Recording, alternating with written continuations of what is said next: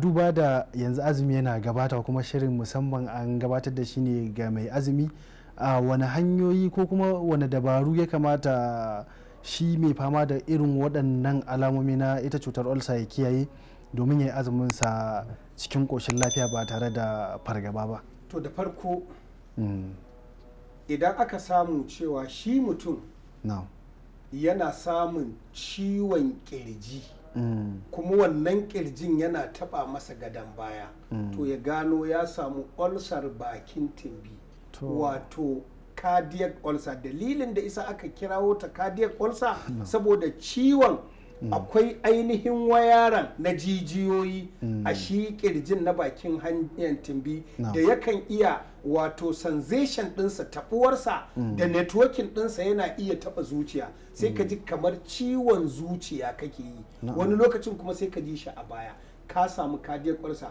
To abin da ike kawo wannan matsalar wato akwai wani abu da al'umma suke yi ba su san illa ba ne, musamman a zo a ce mutum ya zo yana cin abinci da zafi kuma yana shan ruwa a lokaci guda, maimakon ka yi dabara in za ka ci abincin sai ka ɗebo ruwa ɗan kaɗan sai ka sha, ijika maka hanyoyin tafiyar abinci zuwa ɗan wani lokaci 'yan minti 10 wannan ruwan ya haɗu da ruwan dafa abinci ya zama shi ma ruwan dafa abinci, da ka ci abincin sai wannan ruwan idinga narkewa.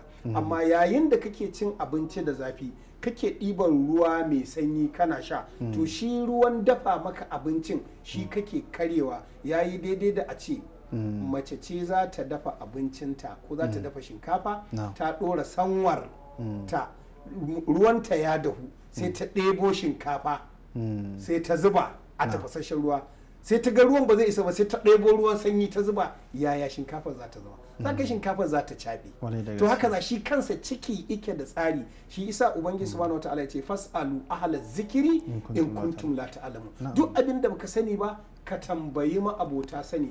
Kenan ashe cin wannan abincin an fahimta ko a lokaci guda mai zafi da shan ruwa mai sanyi yana iya haifar da konewa ko mutuwar sinadaran narka abinci. Da abinci ya zaune maka a cikin ciki zuwa wani lokaci sai ya haifar da bacteria da za ta iya zama parasite, wato almu'uzi fil jism. Da zarar ta haifar da wannan parasite din, to shikenan sai su kama cikin shimfiɗar hanyoyin wato kayan cikinka sai su dinga ci.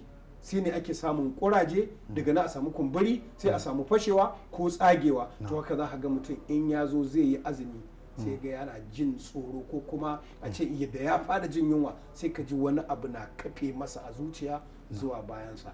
Yadda za a iya samun sassauci yayin da mai azumi ya zo zai yi sahur, to ya tanaji wato kankana, ita ce beddeha, watermelon da turanci. Wannan kankanar wanke ta kawai za ka yanyanka ta, za ka yi har bayanta.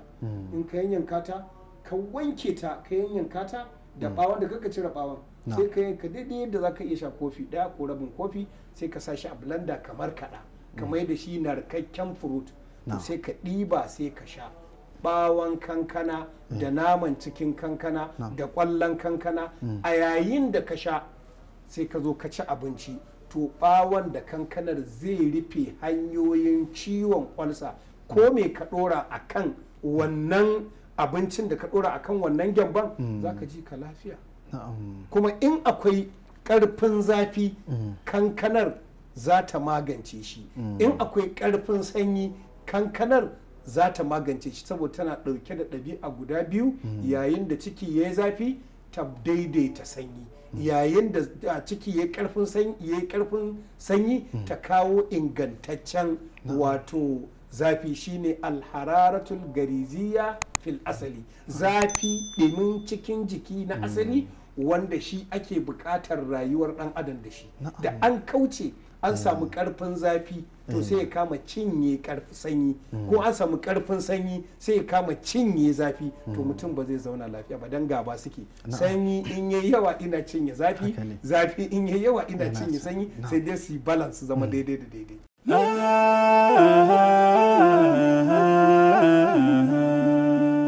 haske mai leƙa gidan kowa Afirka TV. TV3 tafarkin rayuwa.